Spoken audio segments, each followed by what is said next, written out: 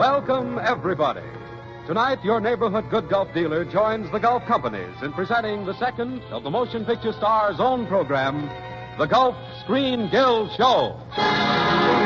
With Loretta Young, Fred Astaire, Herbert Marshall, Franklin Pangborn, Gino Corrado, Oscar Bradley, and Hollywood's favorite master of ceremonies, George Murphy.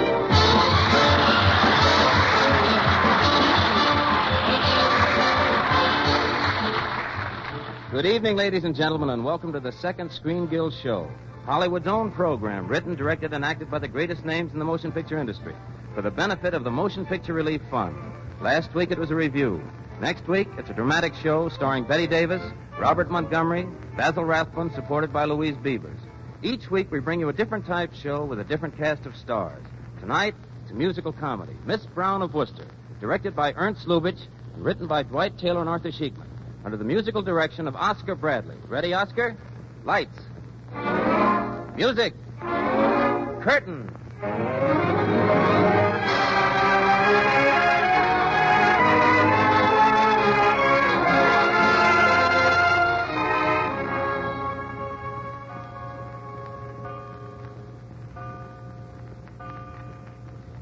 It's 4 a.m. at the English Manor House of Richard Devon, played by Herbert Marshall.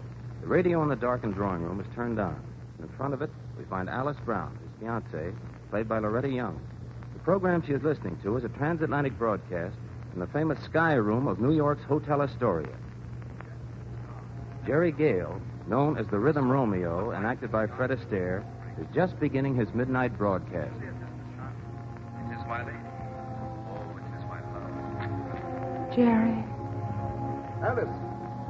Alice. Is that you down there? Yes, Dick. Well, what on earth? Well, you know what time... Oh, darling, are you ill? No, I'm all right. I woke up and heard the radio playing. Oh, You're sure you're all right, Alice? quite sure. I just couldn't sleep, that's all. I don't wonder. Poor girl. That dinner last evening to meet my family must have been a frightful ordeal. No, it wasn't. But they approve of you, darling. Dick, I want to ask you something. Yeah? Here, let me put this shawl around you. This place is a refrigerator. You have a red nose for our engagement party.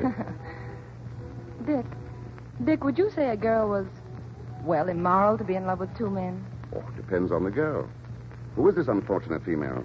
It's I. Oh, well, in that case... Huh? What did you say? I said I'm the girl, Dick. Oh, now, wait a minute, Alice. Oh, I suppose I should have told you before I left New York. Well, it might have been a little less of a shock. After all, a man doesn't expect his fiancée. Would it be a breach of etiquette to ask the name of my rival? Jerry Gale. Jerry Gale, the American Orchestra, the Rhythm Romeo. Oh, now, look here, Alice. I know, it's mad and crazy. But he's a public figure of speech. Every woman in America. Look, Dick, there are two me's. The sensible, sober, down-to-the-ground me, quite in love with you.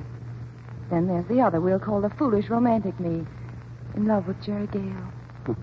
Oh, no, you're ribbing me. Oh, aren't you? He was the leader of a little band at our college prom 4 years ago. He played the trumpet. Oh, but he was much better on the harmonica. Harmonica? Uh-huh. Oh, this is becoming more and more fantastic, Alice. How long did you know him?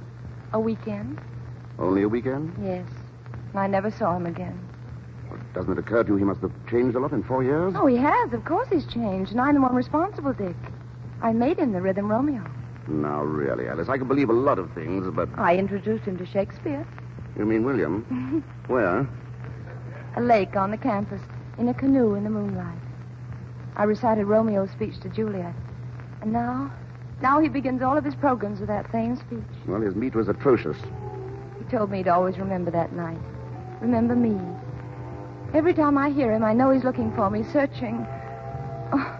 Oh, I know how perfectly stupid this sounds, but Stupid? It's serious. Even if it is purely mental, we've got to do something about it. Yes, I know, but what can we do? Return to America and see this Jerry Gale. Oh, Dick, now you're being silly. I've waited so long for you. I can wait a little while longer. Until I'm sure of you. But, Dick... Don't worry. If you find he's the one, I'll bow gracefully out. Oh, no, Or if he's not, you can forget him. Isn't that the sensible solution? Well, Exactly. We'll sail for America on the very next boat. You're going to feel better or worse within a fortnight.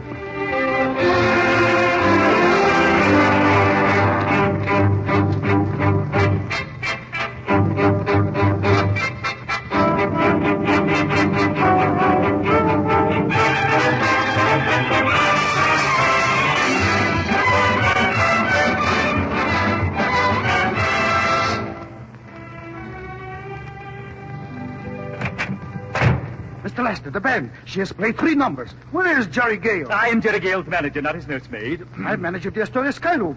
And Jerry Gale comes on time when I make you lots of trouble. 30 musicians, 2 arrangers, 3 trunks of music, a harp, and Jerry Gale to look after. And you think that you can make me trouble? Ha ha! Ha ha! Right back. I go, but I tell you, he roams at 10 o'clock, or he roams. You think I could take him out of a hat? Hello, Lester. Oh, so there you are, Jerry Gale. Where have you been? On the corner of 47th and Broadway, playing a harmonica for 3 little dirty-faced kids to do the shag.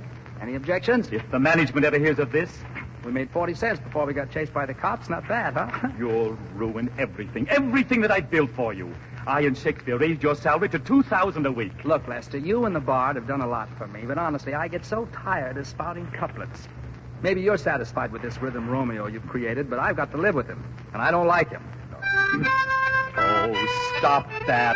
Stop that. A 30-piece orchestra with a concertmaster who plays a genuine Stradivarius, and you play a mouth organ. Don't do that. Why don't you take up something classical, like the harp? You can't play a harp in the bathtub. Will you please give me that crazy gimmick? Oh, don't put it in your tailcoat. You'll bulge in the wrong places. Look, Lester. Look, you read my mail, you write my lines, you make my dates, and you break them. In short, you pull the strings and I dance. Please, will you stop? Romeo wasn't a hoofer. Yes, and this hoofer isn't a Romeo. There, now there's the signal. Now here's your baton. Now don't forget, when you step off the bandstand after your number, you're still Romeo. Greet the girls with, I am too bold, 'tis not to me she speaks. Romeo and Juliet, Act 1, Scene 2. And what do you say when I get cornered with some fair jitterbug? Why, I interrupt and say your sponsor wants to speak to you. All right. I go, and it is done. The bell invites. What? Macbeth, Act 2, Scene 1.